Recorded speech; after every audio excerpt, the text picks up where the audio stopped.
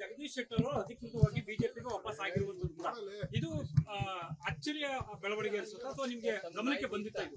ಇಲ್ಲ, ನನ್ನ ಹತ್ರ ಜಗದೀಶ್ ಶೆಟ್ಟರ್ ಅವರು ಈ ತರ ಬಂದು ರಿಕ್ವೆಸ್ಟ್ ಮಾಡ್ತಾ ಇದ್ದಾರೆ. ಬಂದು ಪಾರ್ಲಿಮೆಂಟ್ ಅಸೆಂಬ್ಲಿದಿಂದ ಅವರೆಲ್ಲ ಕಾರ್ಯಕರ್ತರನ್ನೆಲ್ಲ ಕಳಿಸ್ತಾ ಇದ್ದಾರೆ ಅಂತ ನನ್ನ ಹತ್ರ ಹೇಳಿದ್ರು. ನಾನು ನಿನ್ನೆ ಬೆಳಗ್ಗೆ ಕೂಡ ಅವ್ರ ಹತ್ರ ಮಾತಾಡಿದ್ದೆ. ನಾನಂತ ಕೆಲಸ ಮಾಡೋದಿಲ್ಲ, ನಾನು ಹೋಗುದಿಲ್ಲ. ರಾಜಕಾರಣಕ್ಕೆ ನನಗೆ ಕಾಂಗ್ರೆಸ್ ಪಕ್ಷ ಜೀವ ಕೊಟ್ಟಿದೆ, ಮರುಜೀವ ಕೊಟ್ಟಿದೆ. ನಾನು ಆ ಕೆಲಸ ಮಾಡೋದಿಲ್ಲ ಅಂತ ಹೇಳಿದ್ರು ನನಗೆ. ಅದನ್ನೇ ನಾನು ಗಮನದಲ್ಲಿಟ್ಕೊಂಡು ನಿನ್ನೆ ಮೈಸೂರಿನಲ್ಲೂ ಕೂಡ ನಾನು ಈ ವಿಚಾರನ ಪ್ರಸ್ತಾವನೆ ಮಾಡಿದೆ. ಈಗ ಈ ವಿಚಾರ ಅವರು ಕಾಂಗ್ರೆಸ್ ಕಚೇರಿಯಲ್ಲಿ ಇದ್ದಾರೆ, ರಾತ್ರಿ ಎಲ್ಲ ಮಾತುಕತೆ ಆಯ್ತು, ಬಿಜೆಪಿಲಿ ಇದ್ದಾರೆ ಅಂತ ಹೇಳಿ ಅವರು ನನಗೆ ಕೆಲವು ಮಾಧ್ಯಮ ನಿಮ್ಮಂತ ಸ್ನೇಹಿತರೆಲ್ಲ ನನಗೆ ತಿಳಿಸಿದ್ದಾರೆ. ಸೊ ನಾವು ಕಾಂಗ್ರೆಸ್ ಪಕ್ಷ ಒಬ್ಬ ಸೀನಿಯರ್ ಲೀಡರ್ ಅಂತ ಹೇಳಿ ಗೌರವದಿಂದ ಅವರೇ ಹೇಳಿದ್ರು ನಮ್ಗೆ ಆ ಪಕ್ಷ ಒಳ್ಳೇದಲ್ಲ. ಮೊನ್ನೆ ಕೂಡ ಅನೇಕ ಸ್ಟೇಟ್ಮೆಂಟ್ ಗಳನ್ನ ಅವರು ಕೂಡ ಕೊಟ್ಟಿದ್ದಾರೆ. ಬೇರೆ ಬೇರೆ ಸ್ಟೇಟ್ ಈ ರಾಮ ಮಂದಿರ ವಿಚಾರದಲ್ಲಿ ಇರ್ಬೋದು, ಬೇರೆ ಬೇರೆ ವಿಚಾರದಲ್ಲಿ ಯಾವ ರೀತಿ ಬಿಜೆಪಿ ದುರುಪಯೋಗ ಮಾಡ್ತಾ ಇದ್ದಾರೆ ಅಂತೆಲ್ಲ ತಿಳಿದಿದ್ದಾರೆ. ಸೊ ಅವರು ಅಷ್ಟು ಸೀನಿಯರ್ ಲೀಡರ್ ಬಗ್ಗೆ ನಾವು ಕಾಂಗ್ರೆಸ್ ಪಕ್ಷ ವಿಶ್ವಾಸವನ್ನ ವ್ಯಕ್ತಪಡಿಸ್ತೋ. ಈಗ ವಿಶ್ವಾಸಕ್ಕೆ ಧಕ್ಕೆ ಆಗ್ತಾ ಇದೆ ಅಂತ ಹೇಳಿ ನೀವೇ ತೋರಿಸ್ತಾ ಇದ್ದೀರಿ.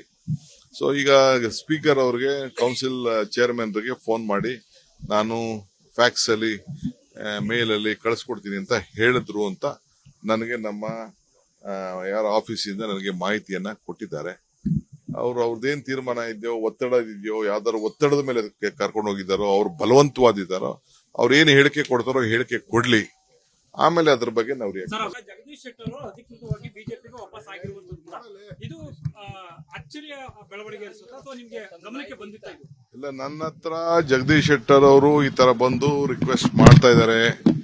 ಬಂದು ಪಾರ್ಲಿಮೆಂಟ್ ಅಸೆಂಬ್ಲಿದಿಂದ ಅವರೆಲ್ಲ ಕಾರ್ಯಕರ್ತರನ್ನೆಲ್ಲ ಕಳಿಸ್ತಾ ಇದ್ದಾರೆ ಅಂತ ನನ್ನ ಹತ್ರ ಹೇಳಿದ್ರು. ನಾನು ನಿನ್ನೆ ಬೆಳಗ್ಗೆ ಕೂಡ ಅವ್ರ ಹತ್ರ ಮಾತಾಡಿದ್ದೆ. ನಾನಂತ ಕೆಲಸ ಮಾಡೋದಿಲ್ಲ, ನಾನು ಹೋಗುದಿಲ್ಲ. ರಾಜಕಾರಣಕ್ಕೆ ನನಗೆ ಕಾಂಗ್ರೆಸ್ ಪಕ್ಷ ಜೀವ ಕೊಟ್ಟಿದೆ, ಮರುಜೀವ ಕೊಟ್ಟಿದೆ. ನಾನು ಆ ಕೆಲಸ ಮಾಡೋದಿಲ್ಲ ಅಂತ ಹೇಳಿದ್ರು ನನಗೆ.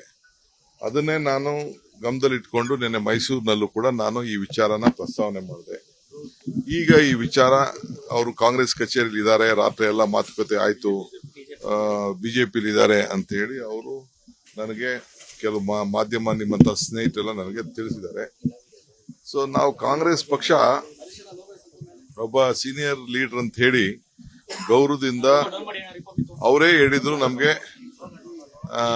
ಆ ಪಕ್ಷ ಒಳ್ಳೇದಲ್ಲ. ಮೊನ್ನೆ ಕೂಡ ಅನೇಕ ಸ್ಟೇಟ್ಮೆಂಟ್ ಗಳನ್ನ ಅವರು ಕೂಡ ಕೊಟ್ಟಿದ್ದಾರೆ. ಬೇರೆ ಬೇರೆ ಸ್ಟೇಟ್ ಈ ರಾಮ ಮಂದಿರ ವಿಚಾರದಲ್ಲಿ ಇರ್ಬೋದು, ಬೇರೆ ಬೇರೆ ವಿಚಾರದಲ್ಲಿ ಯಾವ ರೀತಿ ಬಿಜೆಪಿ ದುರುಪಯೋಗ ಮಾಡ್ತಾ ಇದ್ದಾರೆ ಅಂತೆಲ್ಲ ತಿಳಿದಿದ್ದಾರೆ. ಸೊ ಅವರು ಅಷ್ಟು ಸೀನಿಯರ್ ಲೀಡರ್ ಬಗ್ಗೆ ನಾವು ಕಾಂಗ್ರೆಸ್ ಪಕ್ಷ ವಿಶ್ವಾಸವನ್ನ ವ್ಯಕ್ತಪಡಿಸ್ತೋ. ಈಗ ವಿಶ್ವಾಸಕ್ಕೆ ಧಕ್ಕೆ ಆಗ್ತಾ ಇದೆ ಅಂತ ಹೇಳಿ ನೀವೇ ತೋರಿಸ್ತಾ ಇದ್ದೀರಿ. ಸೊ ಈಗ ಸ್ಪೀಕರ್ ಅವ್ರಿಗೆ, ಕೌನ್ಸಿಲ್ ಚೇರ್ಮನ್ರಿಗೆ ಫೋನ್ ಮಾಡಿ ನಾನು ಫ್ಯಾಕ್ಸ್ ಅಲ್ಲಿ ಮೇಲ್ ಅಲ್ಲಿ ಕಳಿಸ್ಕೊಡ್ತೀನಿ ಅಂತ ಹೇಳಿದ್ರು ಅಂತ ನನಗೆ ನಮ್ಮ ಯಾರ ಆಫೀಸಿಂದ ನನಗೆ ಮಾಹಿತಿಯನ್ನ ಕೊಟ್ಟಿದ್ದಾರೆ. ಅವ್ರದ್ದೇನ್ ತೀರ್ಮಾನ ಇದೆಯೋ, ಒತ್ತಡ ಇದೆಯೋ, ಯಾವ್ದಾದ್ರು ಒತ್ತಡದ ಮೇಲೆ ಕರ್ಕೊಂಡು ಹೋಗಿದ್ದಾರೋ, ಅವ್ರು ಬಲವಂತವಾದಿದ್ದಾರೋ, ಅವ್ರು ಏನು ಹೇಳಿಕೆ ಕೊಡ್ತಾರೋ ಹೇಳಿಕೆ ಕೊಡ್ಲಿ, ಆಮೇಲೆ ಅದ್ರ ಬಗ್ಗೆ ನಾವು ಅನುಕ್ಷಣದ ಸುದ್ದಿಗಳಿಗಾಗಿ ವಿಸ್ತಾರ ನ್ಯೂಸ್ ಯೂಟ್ಯೂಬ್ ಚಾನೆಲ್ ಸಬ್ಸ್ಕ್ರೈಬ್ ಮಾಡಿ. ಹೊಸ ಸುದ್ದಿಗಳ ನೋಟಿಫಿಕೇಶನ್ಗಾಗಿ ಬೆಲ್ ಐಕಾನ್ ಕ್ಲಿಕ್ ಮಾಡಿ. ಲೇಟೆಸ್ಟ್ ಅಪ್ಡೇಟ್ಸ್ಗಾಗಿ www.vistaranews.com ವೆಬ್ಸೈಟ್ಗೆ ವಿಸಿಟ್ ಮಾಡಿ. ಅಂಗೈಯಲ್ಲೇ ಜಗತ್ತಿನ ಸುದ್ದಿ ತಿಳಿಯಲು ವಿಸ್ತಾರ ನ್ಯೂಸ್ ಕನ್ನಡ ಆಪ್ ಡೌನ್ಲೋಡ್ ಮಾಡಿ.